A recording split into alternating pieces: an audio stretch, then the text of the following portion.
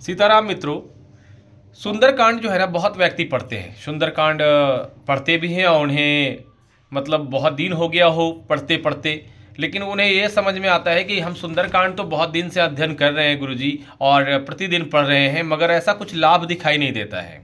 तो उनके लिए एक बहुत ही विशेष मैं आपको एक उपाय बता रहा हूँ कि आखिर आप सुंदरकांड इतना दिन से पढ़ रहे हैं, उसके बाद भी आपको लाभ क्यों नहीं हो रहा है, कुछ आपको फल क्यों नहीं मिल रहा है, या फिर आप जिस भी उद्देश्य के साथ आप पूजा पाठ कर रहे हो वो तो मुझे नहीं पता, लेकिन आपकी जो भी उद्देश्य हो वो उद्देश्य पूरी होनी चाहिए, है ना।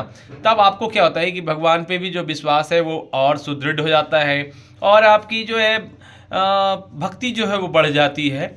तो ऐसा नहीं है कि पूरा करने के लिए आपको प्रयत्न नहीं करना पड़ेगा, प्रयत्न करना पड़ेगा। हो सकता है वो आपका अभी कठिन योग चल रहा हो, अभी कष्ट का योग चल रहा हो, तो अभी कष्ट मिलेगी, लेकिन आपकी जो है समस्या है वो जरूर उसका समाधान मिलेगा और वो समस्या खत्म होगी।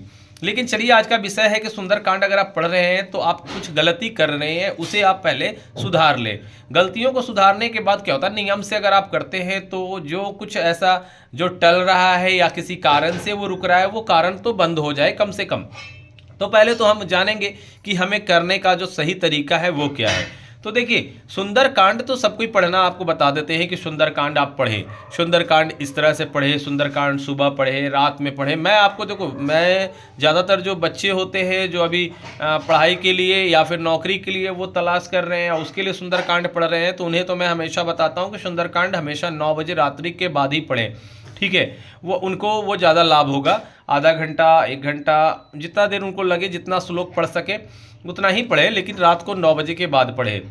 और जो गृहस्थ जीवन में है, प्रतिदिन का उनका पूजा पाठ है, तो सुबह सुबह भी वो पूजा पाठ करते हैं तो 4 श्लोक 5 श्लोक प्रतिदिन पढ़ सकते हैं सुंदरकांड को, और 1 हफ्ता 2 हफ्ता में उसे खत्म कर सकते हैं, 21 दिन में भी खत्म कर सकते हैं, फिर दोबारा वो प्रयास कर सकते हैं।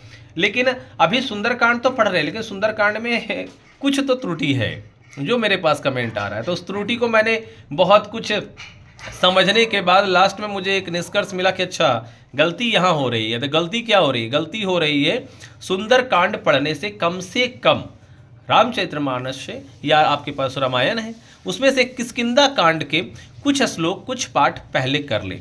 4-5 श्लोक जो है किष्किंधा कांड के कुछ पढ़े, उसके बाद ही सुंदरकांड का प्रारंभ करें। देखिए, अगर आप पे कृपा रुकी है, अगर आप पे कृपा नहीं हो पा रही, अगर आपका कष्ट बना ही रह रहा है, तो सुंदरकांड इस तरीके से पढ़ने से आपकी जो भी मनोकामना है वो पूर्ण होगी। मुझे तो पूर्ण विश्वास है आप पर कि अगर आप ये करते हैं तो आपको ये अनुभव मिलेगा, आपकी जो भी मनोकामना है वो जरूर प्राप्त हो जाएगी। मुझे हनुमान जी पे भी विश्वास है और इस नियम पे मुझे 100% विश्वास है। तो इस नियम पे करें।